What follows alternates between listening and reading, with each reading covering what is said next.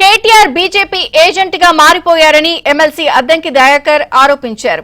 అవినీతి కూపంలో కూరుకుని కుటుంబ కలహాలతో బీఆర్ఎస్ కొట్టుమిట్టాడుతుందన్నారు.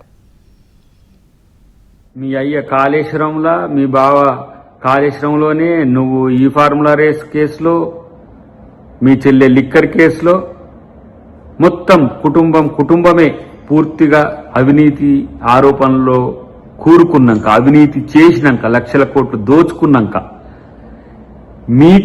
మీరేం చేయాల్సిన పరిస్థితిలో మీకే తెలియని పరిస్థితిలో ఇలాంటి కామెంట్స్ చేస్తుండనేది సభ్య సమాజానికి అంతా తెలుసు. కాబట్టి ఇలాంటి తాటాకు చప్పుళ్లకో లేకపోతే బీజేపీ ఒకల్తా పుచ్చుకొని మాట్లాడే మాటలకో తెలంగాణ ప్రజలు ఏమీ నమ్మరు.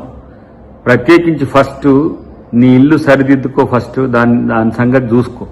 కాబట్టి నీ రాజకీయ స్వార్థం కొరకు ఏ విధంగా ఎవరిని ఎట్లా వంచన చేస్తున్నావు, మోసం చేస్తున్నావు నువ్వు ఆత్మపరిశీలన చేసుకోవాల్సిన అవసరం ఉంది. కాబట్టి అలా కాంగ్రెస్ పార్టీ రాహుల్ గాంధీ గారు సోనియా గాంధీ గారి మీద పెట్టిన కేసు ఎలాంటిదో ఈ దేశ ప్రజలకు తెలుసు. బీజేపీ రాజకీయ ఎత్తుగడలు కూడా అందరికీ తెలుసు.